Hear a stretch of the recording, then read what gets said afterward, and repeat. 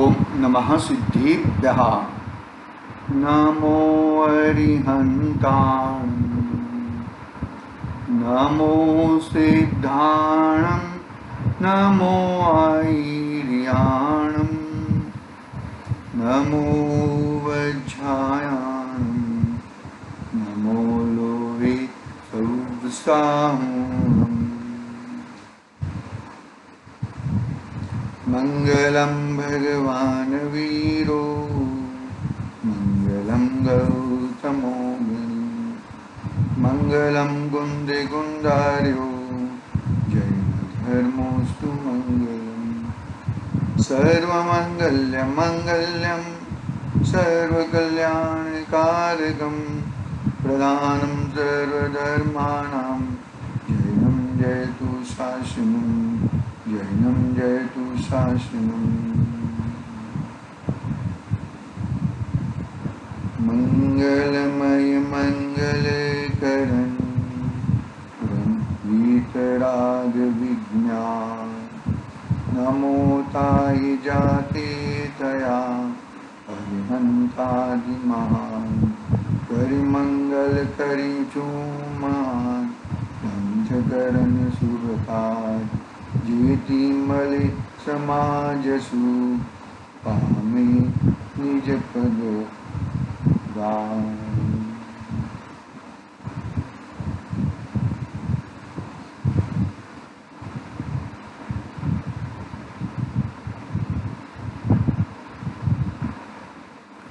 शास्त्री मोक्ष मार्ग प्रकाशक नामक महान ग्रंथ अपने सामने विराजमान पंडित जी टोडरमल जी द्वारा रचित अपनी अगवी मौलिक एक रचना है।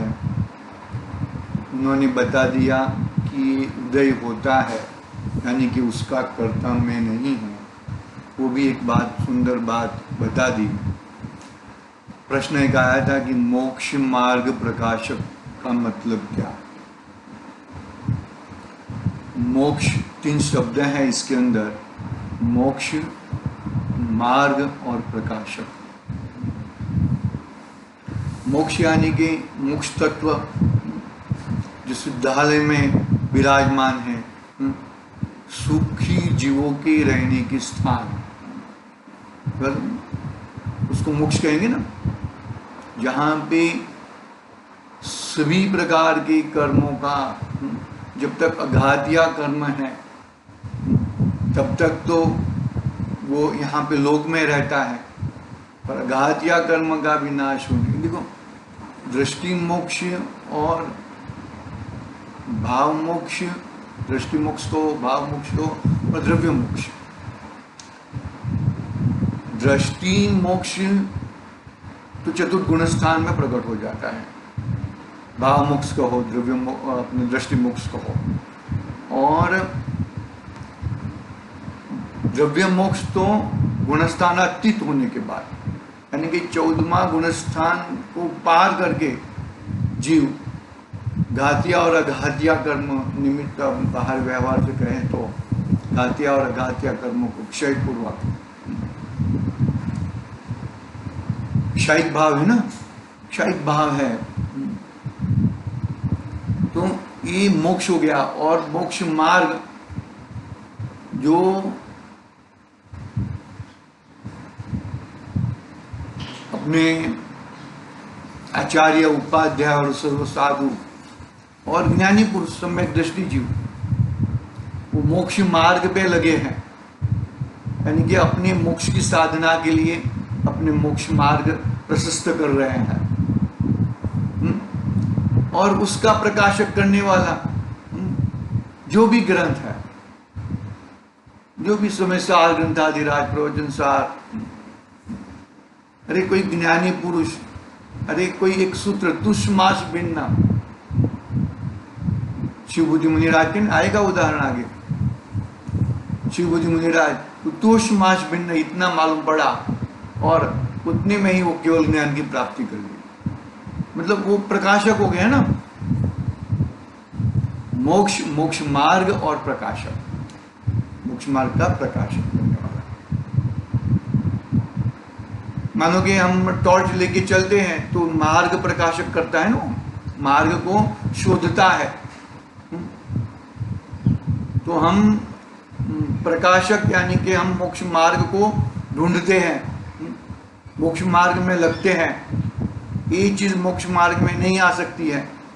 तीव्र कषाय भाव मोक्ष मार्ग का बाधक है, मंद कषाय भी बाधक है, तो शुद्ध भाव ही साधक है ना, बरोबर ना। तो ऐसे मोक्ष मार्ग प्रकाशक का थोड़ा मेरे भावों से मैंने थोड़ा बात की है। अपनी कल बात अरिहंत भगवान का स्वरूप, अरिहंत भगवान का स्वरूप हम लोग विचार रहे थे।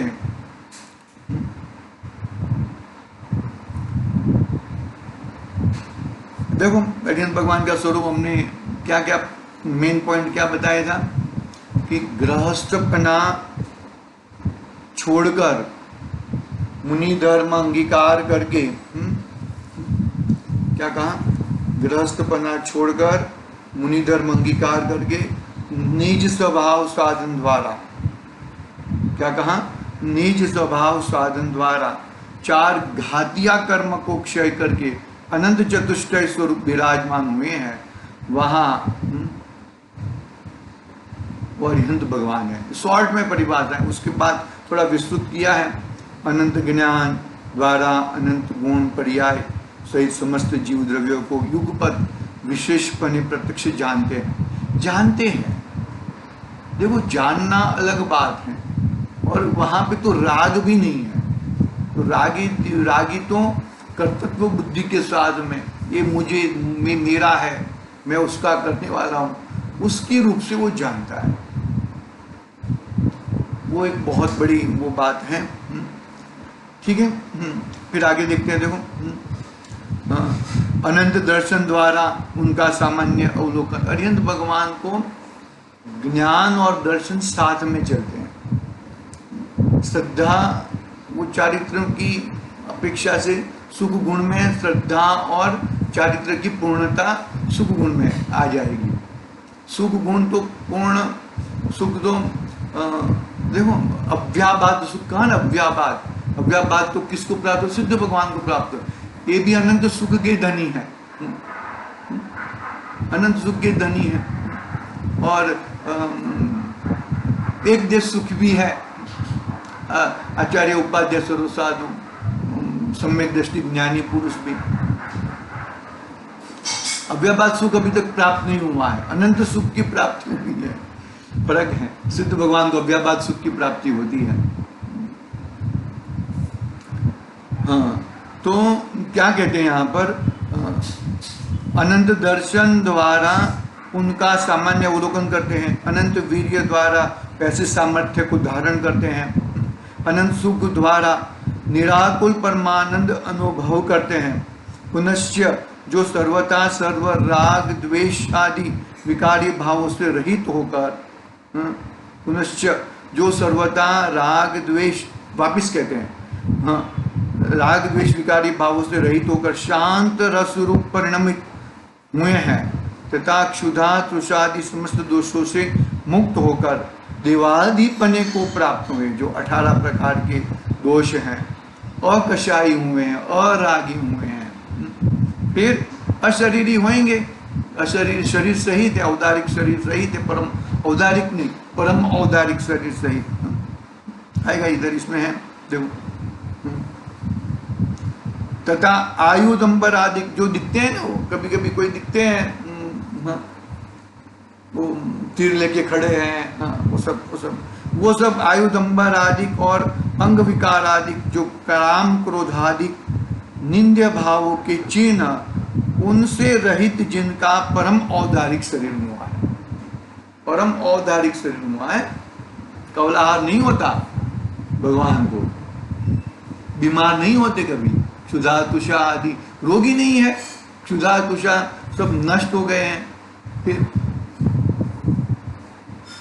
बीमार हो जाए ऐसा कुछ होता नहीं है। स्वयं बुद्ध होते हैं भैया, स्वयं बुद्ध है वो तो। जिनके वचनों से लोक में धर्म तीर्थ प्रवर्तता है, जिसके द्वारा जीवों का कल्याण होता है तथा जिनके लौकिक जीवों को प्रभुत्व मानने के कारण रूप उनके अतिशय और नाना प्रकार के वैभव का संयुक्तपना पाया जाता है, तथा जिनका अपने हित के अर्थ गंधर्व इंद्रादिक उत्तम जीव सेवन करते हैं, ऐसे सर्व प्रकार से पूजनीय योग्य श्री अरिहंत देव है। उन्हें हमारा नमस्कार हो। ऐसी इस तरह से नमस्कार की भावना। भाई कितनी जबरदस्त बात बता दी। मतलब देखो, लोक का द्रव्य होने के बावजूद भी वो अनंत सुखी है और हम अनंत दुखी हैं। देखो, संयोगों से कोई सुख नहीं है, संयोगी भावों से कोई सुख नहीं है। संयोगों में अपनापन करना, वहां पे तो बहुत सारे संयोग हैं, समस्तरण में कितनी सारी चीज रहती है, फिर भी संयोगों से कभी सुख होता नहीं। संयोगों में अपनापन करने से तो और मिथ्यात्व ग्रहित होता है। तो हम क्यों दुखी हैं? हम हमारी भूल के कारण हम दुखी हैं। बहुत संयोगों बढ़ाओ, इससे सुखी हो जाएंगे, ऐसी कोई व्यवस्था नहीं होती। संयोगों है लेकिन संयोगों से अलिप्त रहते हैं। कमलिनी का पत्र कादव में खिलता है, पानी में खिलता है, लेकिन पानी और कादव से अलिप्त रहता है। ऐसी बातें हैं। ये कला है। ये हम कर सकते हैं, नहीं कर सकते ऐसा नहीं है, ये हम कर सकते हैं भैया। देखो आगे पढ़ते हैं, सिद्धों का स्वरूप पढ़ते हैं। अरिहंत भगवान की बात हो गई है। समस्त राग द्वेष आदि विकारी भावों से रहित हैं, कषाय से रहित है, अकषायी है, अशरीरी होंगे सिद्ध भगवान में। परम औपचारिक शरीर है, तब तक ये मध्यलोक के द्रव्य कहलाएंगे, मध्यलोक के जीव कहलाएंगे, फिर उद्वलोक के जीव हो जाएंगे। लोक से बाहर नहीं होते, समझना। सिद्धालय है ना, सिद्धालय के ऊपर तक जो ऐसा है ना, ऐसा ऊपर ये जो मस्तिष्क का भाग है, ऐसे ऊपर सिद्धशिला, आलोकाकाश में नहीं जाते, लोकाकाश में ही रहते हैं। सर्वार्थ सिद्धि है ना, सर्वार्थ सिद्धि के ऊपर सिद्धालय है, यानी कि मोक्ष का जो संपूर्ण कर्म रहित जीवों को रहने का स्थान है। वहां पर कर्म रहित जीवों का स्थान वहां से नीचे है। कैसे भी छोटे कर्म रह गए, छोटे कर्म यानी कि जो भी कर्म रह गए हो, कर्म से जीव है ना भारी होता है, इसके वो नीचे पटकता है, चाहता है। पहले जो भी जीव मरता है ना, तो तीन लेता है, 3 कमान लेता है, तो सीधा ऐसा तिरछा थोड़ा बहुत जो भी है वो ऐसा पहले सीधा ही जाता है, लेकिन कर्म बहुत है, कर्मान रखना साथ में, इसके लिए पटकता है, वापस नीचे आ जाता है। देखो सिद्धों का स्वरूप पढ़ते हैं। स्टार्टिंग की तो वही बात है, अब अपना अरिहंत भगवान का देखो यहाँ पे। अब सिद्धों का स्वरूप ध्याते हैं। अरिहंतों का स्वरूप विचार करते हैं। प्रश्न जरा देखना जरा अच्छी तरह से। अरिहंतों का स्वरूप विचार करते हैं, सिद्धों का स्वरूप ध्याते हैं। अरिहंत बनना मेरा ध्येय नहीं है, ध्याते हैं यानी कि मुझे वो चीज प्रकट करनी है। अरिहंत बना विचारना है, और सिद्ध बना मेरा ध्येय तो सिद्ध समान सदा पद मेरो, मुझे तो सिद्ध ही होना है। ये अरिहंत मुनि दशा, अरिहंत दशा बीच में रुकावट के लिए आ जाती है, ऐसा समझ के चलो। कितना तीक्ष्ण बुद्धि होएगी। मेरा ध्यान ध्याता ध्येय तो क्या है? एकमात्र सिद्ध भगवान है। विचारते हैं और दिहाते हैं। देखो यहाँ पे एक एक शब्द पंडित जी साहब ने तोल तोल के रखा है, कितना ज्ञान होएगा वो सोचने की बात है। देखो, जो गृहस्थ अवस्था को त्याग कर, क्या कहा, गृहस्थ अवस्था को त्याग कर मुनि धर्म साधन द्वारा 4 घातिया कर्मों का नाश करके अनंत चतुष्टय स्वभाव प्रकट करके, क्या कहा, अनंत दर्शन, अनंत ज्ञान, अनंत सुख और अनंत वीर्य प्रकट करके जो गृहस्थ अवस्था को त्याग किया है, मुनि धर्म साधन द्वारा 4 घातिया कर्मों का नाश हो गया है और 4 अनंत चतुष्टय प्रकट हुआ है। कुछ काल पीछे 4 अघातिया भी भस्म होने पर, 4 अघातिया कौन से कर्म है, आयु, नाम, गोत्र और वेदनीय। कुछ काल पीछे 4 अघातिया कर्मों के भी भस्म होने पर परम औदारिक शरीर को भी छोड़कर उद्वगमन स्वभाव से लोक के अग्रभाग में जाकर विराजमान हुए हैं। जीव का उद्वगमन स्वभाव ही होता है, लेकिन कारमान वर्गणा के विधि की वजह से वो वापिस आ सकता है। क्या कहा, देखो आगे पढ़ते हैं।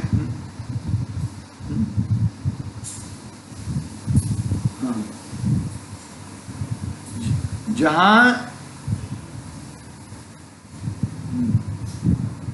कुछ काल पीछे 4 अघातिया भी कर्मों के भी भस्म होने पर परम औदारिक शरीर को भी छोड़कर उद्वगमन स्वभाव से लोक के अग्रभाग में जाकर विराजमान हुए हैं।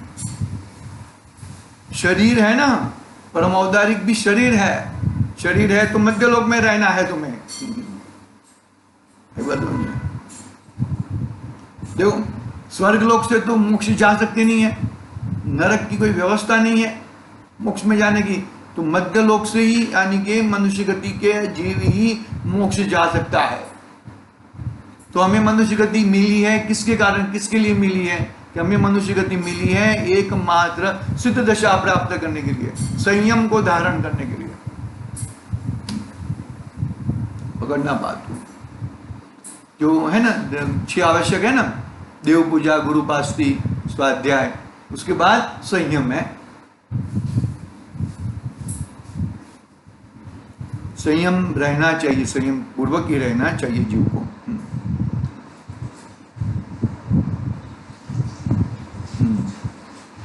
वहां जिनको समस्त प्रद्रव्यों का संबंध छूटने से मुक्त अवस्था की सिद्धि हुई है तथा जिनके चरम शरीर से किंचित न्यून पुरुषाकारवत आत्म प्रदेशों का आकार अवस्थित हुआ है तथा जिनके प्रतिपक्षी कर्मों का नाश हुआ है, इसलिए समस्त ज्ञान दर्शनादि आत्मिक गुण संपूर्णतया अपने स्वभाव को प्राप्त हुए हैं तथा जिनके नो कर्म का संबंध दूर हुआ है, इसलिए समस्त अमूर्तात्विक आत्मिक धर्म प्रकट हुए हैं। क्या कहा, देखो पढ़ते हैं हम यहाँ से वापिस।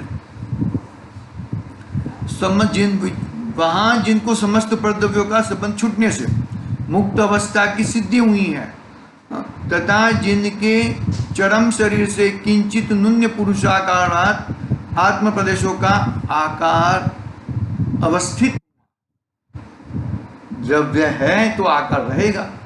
तो क्या आकार है कि अंतिम जो शरीर था इससे किंचित न्यून प्रकार, यानी कि जो भी है वो सब खड्डे पड्डे सब बढ़ जाते हैं।